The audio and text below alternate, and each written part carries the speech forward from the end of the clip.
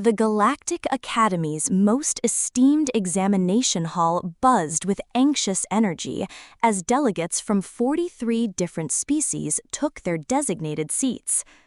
Admiral Zexathari of the Void Hunters flexed his razor-sharp talons, assured of his species' standing as the galaxy's top predators.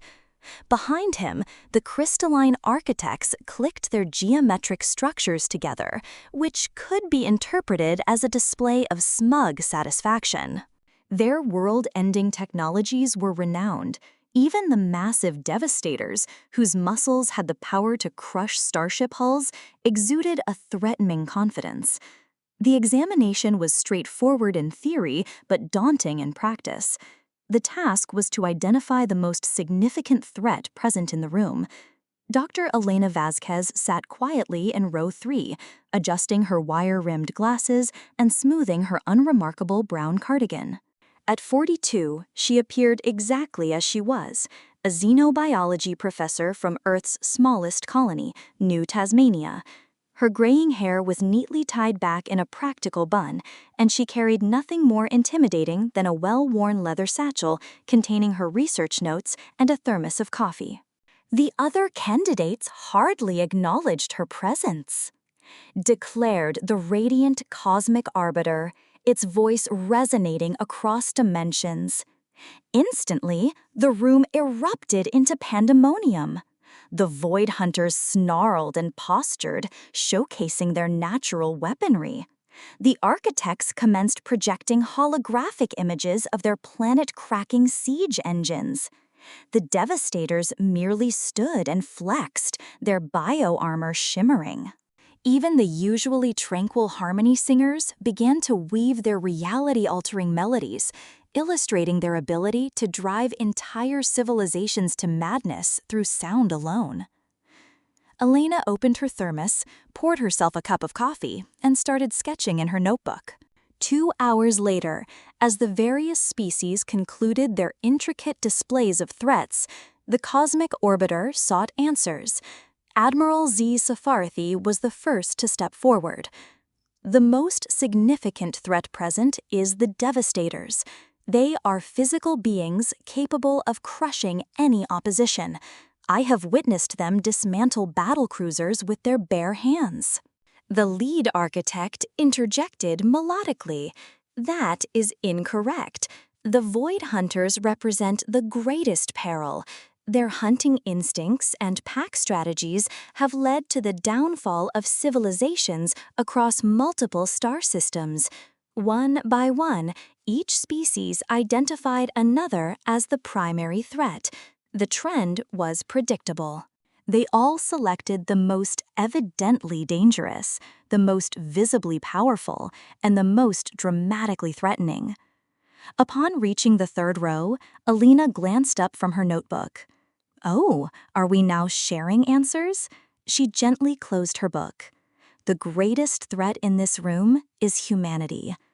A ripple of laughter resonated throughout the hall.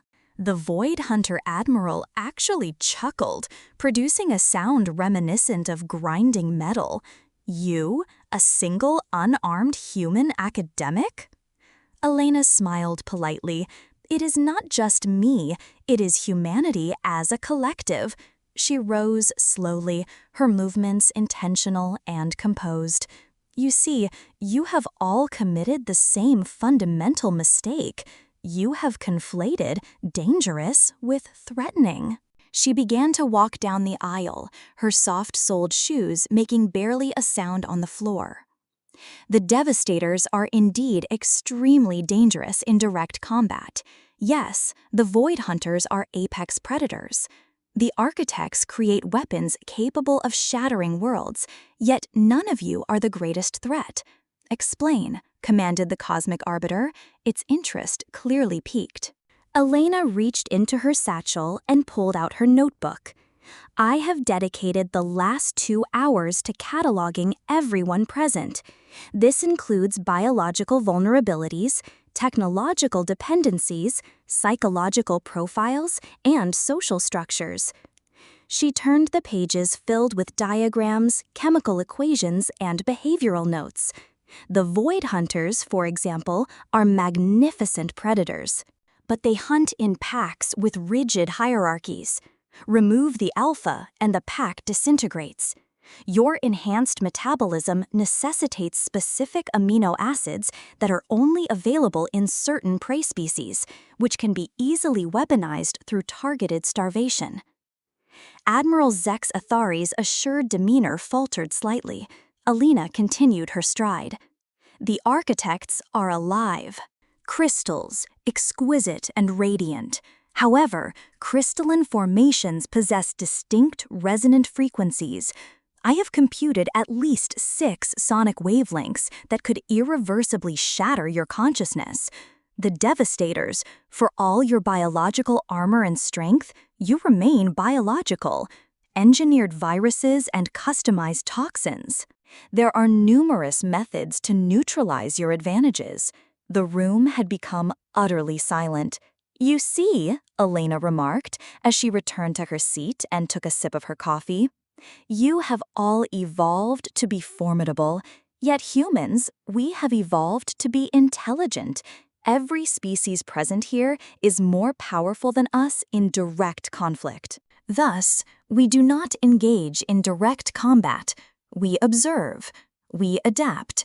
We identify the weaknesses that evolution overlooked because they were too subtle, too specific, or too improbable to influence natural selection. She gestured around the room. You are all specialists, honed by millions of years of evolution for particular roles. However, humans are generalists. We may not be the strongest, fastest, or smartest in any particular area, but our proficiency in various skills renders us the most formidable species in the galaxy. However, one individual, a harmony singer, voiced a protest, though the confidence in its melodic tone had diminished. Elena responded with a smile, maintaining her polite and professional demeanor. Am I? How do you suppose I acquired detailed biological profiles of species I had never encountered until today? How did I determine those precise sonic frequencies? From where do you think the database of xenobiological vulnerabilities originated? The reality enveloped the room like a chilling shroud. I am not here to take your exam, Elena stated softly. I am here to administer it. For the last 50 years, every species that has joined the Galactic Council has participated in this academy. Every promising individual, every potential threat, every genetic sample, and every technological advancement has been catalogued, studied, and comprehended. She rose again, her tone remaining friendly and conversational. You sought to pinpoint the most significant threat in this room. Congratulations, you have identified her. Yet she was never among you. She was seated in row 3, taking notes, sipping coffee, and being systematically underestimated by each one of you. The voice of the cosmic arbiter echoed with what could have been approval. Examination concluded. Results: species identification accuracy 0%. Threat assessment accuracy, applause 100%. Elena stowed her thermos back into her satchel and made her way to the door. Thank you all for the biological samples, by the way. Dead skin cells, shed scales, electromagnetic signatures. Each of these is invaluable for the research. Earth sends its regards.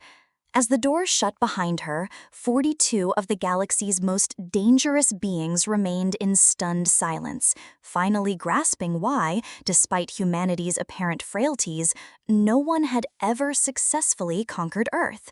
The most formidable predators in the galaxy had just realized they had been the prey all along, and their hunter had been quietly seated in row 3.